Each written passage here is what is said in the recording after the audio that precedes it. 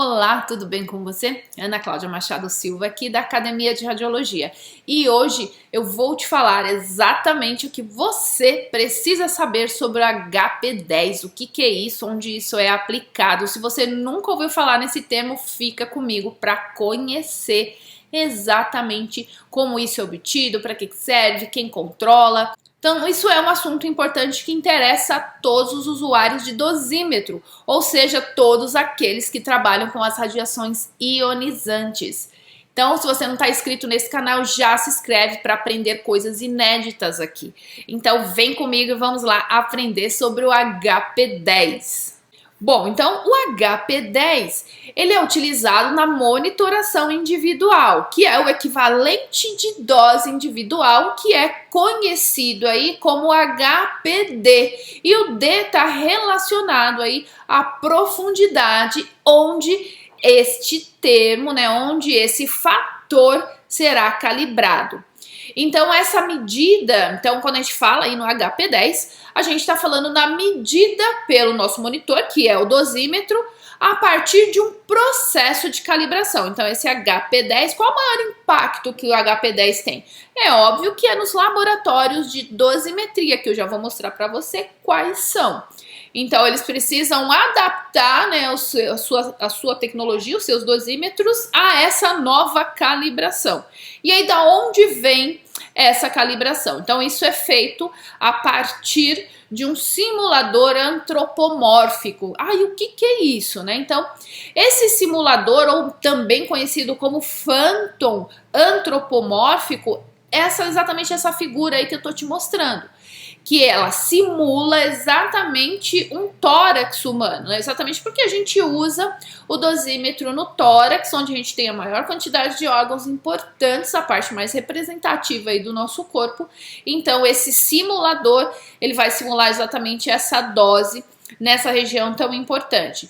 Então veja que nesse simulador a gente tem todas as estruturas que imitam as estruturas do nosso corpo. Então ele vai ter uma resposta muito mais próxima à resposta real por simular os tecidos, as densidades, mais ou menos o tamanho do homem padrão. Então vamos lá adiante. Então, olha, veja que importante que esse HP10, ele passou a ser utilizado em janeiro de 2019. E outro ponto importante é que os limites de dose, eles não se modificaram, todos continuam valendo. Todos aqueles limites de dose para o trabalhador, dose de corpo inteiro, dose de extremidade, dose para cristalino, nada disso mudou. E o que mudou, como eu estou mostrando, é o fator de calibração, que consequentemente ficou mais sensível, Hoje o nosso dosímetro mostra uma resposta mais real em relação à dose que a gente recebe. Por quê? Então, porque agora ele vai medir uma profundidade de 10 milímetros do tecido mole. Então, isso significa uma sensibilidade maior em relação à medida dosimétrica.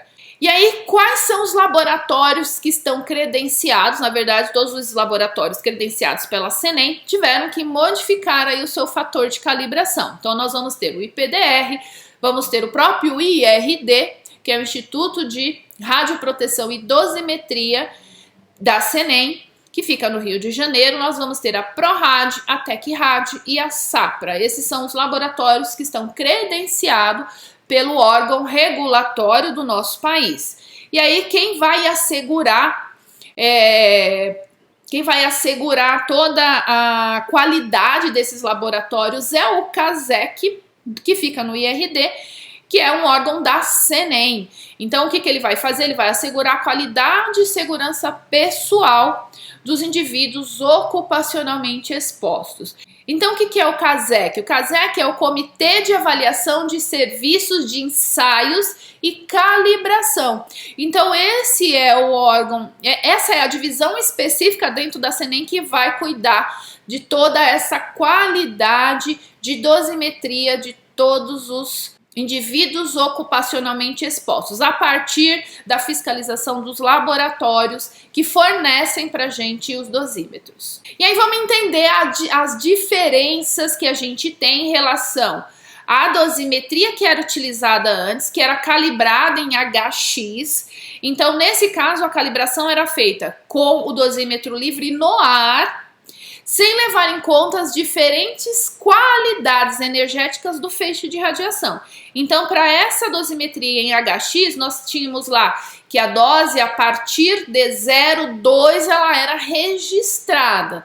E aí, se a gente pensar que somente a partir de 0,2 nós tínhamos o registro, exatamente por conta de ser calibrado em HX, vamos pensar que o indivíduo recebeu 0,19 millisieverts por mês. Todo mês ele recebeu 0,19.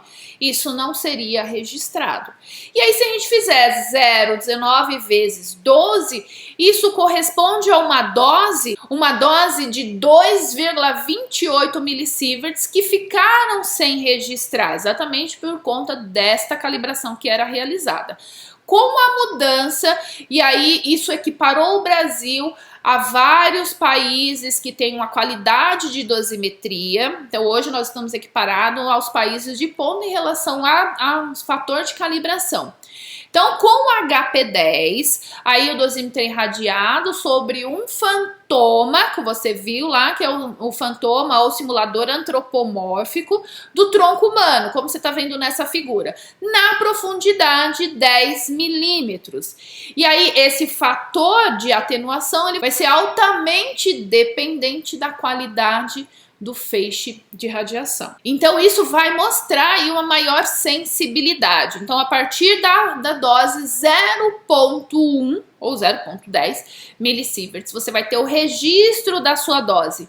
Então agora se a gente tiver 0,09, isso não será registrado. Então, quando a gente multiplica 0,09 vezes 12, ou seja, ao longo de um ano, que é o valor que não teremos, né, abaixo desse valor não teremos o registro, mas isso corresponde a uma dose de 1,08 millisieverts, que praticamente é a dose de indivíduo do público.